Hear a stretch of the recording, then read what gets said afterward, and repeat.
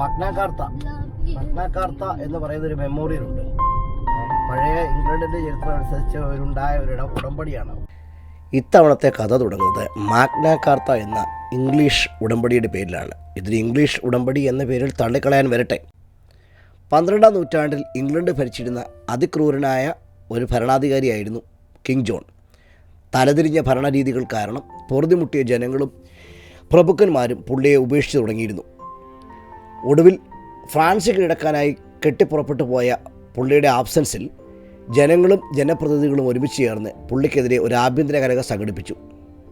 അതിനെ ഒതുക്കി രാജ്യത്തിൻ്റെ ഭരണം തിരിച്ചു പിടിക്കാൻ പുള്ളിക്കൊരു ഉടമ്പടി ഒപ്പിടേണ്ടി വന്നു അവരുമായിട്ട്. അതാണ് മാഗ്ന കാർത്ത. സാധാരണ ജനങ്ങൾക്ക് ഇതുകൊണ്ട് അന്നത് ഉപയോഗം ഉണ്ടായില്ലെങ്കിലും പിന്നീടുണ്ടായ എല്ലാ ഉടമ്പടികൾക്കും ഒരു മാർഗനിർദ്ദേശമായി വർത്തിച്ചത് ഈ മാഗ്ന കാർത്ത എന്ന ഉടമ്പടിയാണെന്ന് പറയാം. ഇത്രയുമാണ് അർബോറൻ ചരിത്രം. അതുവിടെ നമ്മൾ ഈ സ്ഥലത്തെത്തുമ്പോൾ ഈ ഒരു വലിയ ചരിത്ര നിമിഷത്തെ സാക്ഷ്യപ്പെടുത്തുവാനായി ഉണ്ടാക്കിയിരിക്കുന്ന കുറച്ച് മോണുമെൻറ്റുകളാണ് നമ്മൾ സന്ദർശിക്കുന്നത്. അതിലേറ്റവും ആദ്യം നമുക്ക് കാണാൻ കഴിയുന്നത് 12 ചെയറുകൾ ഒരു വലിയ പുൽമൈതാനത്തിന് നടുക്ക് 12 മെറ്റൽ ചെയറുകൾ ഫിക്സ് ചെയ്ത് വെച്ചിരിക്കുന്നതാണ്. ഇന്ത്യയും ചൈനയും ജപ്പാനും ഉൾപ്പെടെ പല രാജ്യങ്ങളുടെയും പല പല ലിഖിതങ്ങളും ലെറ്ററുകളുമൊക്കെ ഈ ചെയറുകൾക്ക് പുറകിൽ ആലേഖനം ചെയ്തിട്ടുണ്ട്. രാജ്യമെമ്പാടും നിന്നുള്ള പ്രഭുക്കന്മാർ രാജാവിനെ മീറ്റ് ചെയ്യാനായി എത്തുകയും ഈ 12 ചെയറുകളിൽ ആസനസ്ഥരായിട്ട് രാജാവുമായി പേശി ഒരു ധാരണയിലെത്തുകയും ചെയ്യുന്നു. ആ ചാർട്ടറിനെയാണ് മാഗ്ന കാർത്ത എന്ന് വിളിക്കുന്നത്.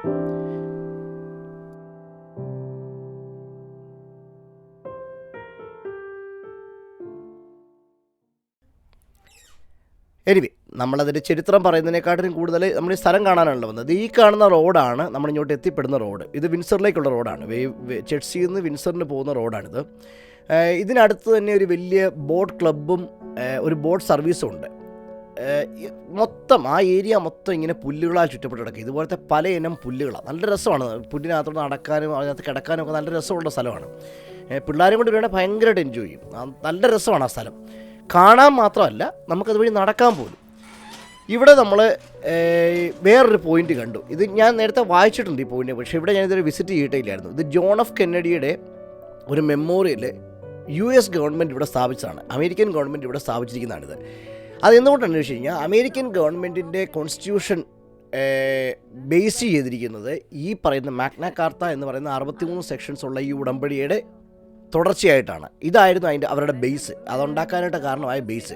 അതുപോലെ തന്നെ UN 1948 തോന്നുന്നു UN ഹ്യൂമൻ റൈറ്റ്സിന് വേണ്ടി ഉള്ള ആദ്യത്തെ ലോ ഇറക്കുമ്പോൾ human rights world wide human റൈറ്റ്സിൻ്റെ ലോ ഇറക്കുന്നതും ഈ മാഗ്ന കാർത്ത എന്ന് പറഞ്ഞ ഈ ഉടമ്പടിയെ ബേസ് ചെയ്തിട്ടാണ്.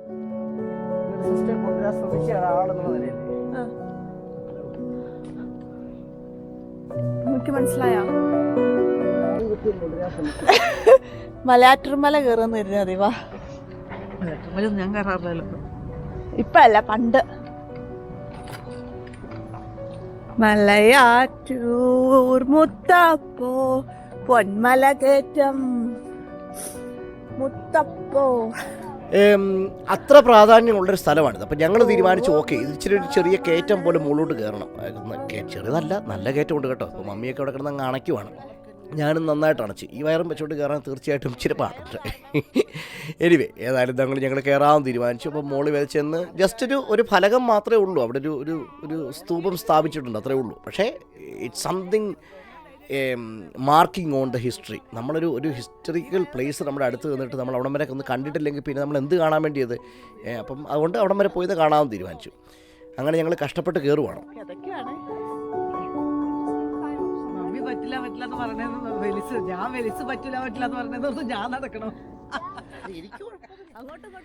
എനിവേ, മാഗ്ന കാർത്ത എന്ന ഈ ഉടമ്പടിയെക്കുറിച്ച് നമ്മൾ ചെറുപ്പത്തിൽ സ്കൂളിൽ പഠിച്ചിട്ടുണ്ട്.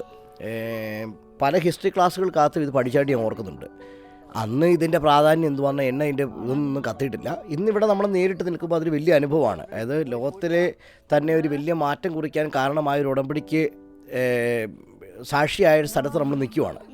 It's A kind of experience. നമുക്ക് ഭയങ്കരമായിട്ട് ഫീൽ ചെയ്തത്. If you know the history. know the history. Well she doesn't know. പക്ഷേ എസ്തറിനോടൊക്കെ ഇത് എക്സ്പ്ലെയിൻ ചെയ്യാൻ ശ്രമിച്ചു. അവർക്കത് മനസ്സിലാകത്തില്ല. കാരണം ഞങ്ങൾക്ക് ഇതേ പ്രശ്നം തന്നെയായിരുന്നു. ചെറുപ്പത്തിൽ ഞങ്ങൾ ചെറുപ്പമായിരുന്നപ്പോഴത്തേനും ഞങ്ങൾക്ക് ഇത് ആൾക്കാർ പറഞ്ഞു തന്നപ്പോൾ ഞങ്ങൾക്ക് മനസ്സിലായില്ല. No, I did understand. He tells me lots of things and I sometimes understand. I think. ഞാൻ ഘോരം പ്രസംഗിച്ച് ഫ്രണ്ടിൽ പോകുമ്പോൾ ദേ ഇവിടെ അമ്മയും മോളോടെ കൂടി കണ്ടോ പഴം പറിച്ച് കളിക്കുന്നു. ഇത്രയേ ഉള്ളൂ. ഇതാണ് ഹിസ്റ്ററി. ചിലർക്ക് ബർമുട, ചിലർക്ക് വെറും കളസം. അത്രയേ ഉള്ളൂ.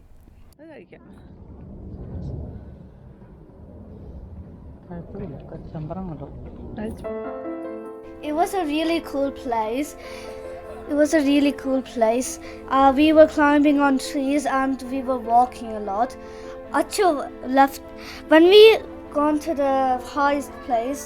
When we reached to the top, Acha left us on a tree, didn't you?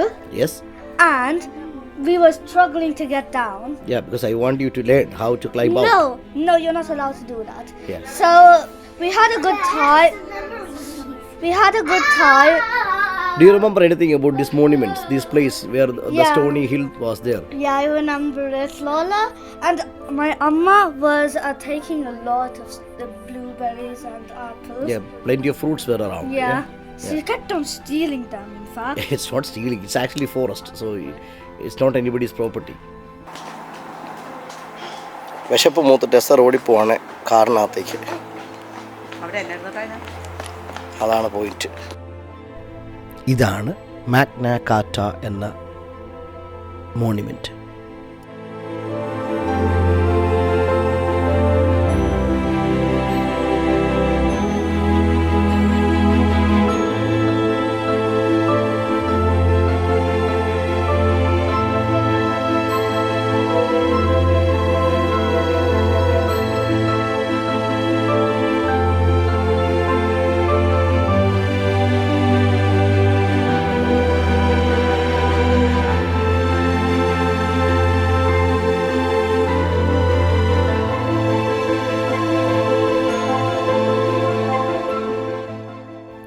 After that long walk, it was really long, we are going to go to this really cool boat trip. And he's going to break his drone there, didn't you? Yeah, it happened, unfortunately. It happened. Are we going to show that now? Not now, but in the next next vlog we will show that. Yeah, next one. അപ്പോൾ എല്ലാവരും പറഞ്ഞ പോലെ അടുത്ത പ്രാവശ്യം അടുത്ത വ്ലോഗിനകത്ത് ഞങ്ങൾ ആ ബോട്ട് ട്രിപ്പ് കാണിക്കുന്നതായിരിക്കും. Bye now, signing off. Thank you. Bye.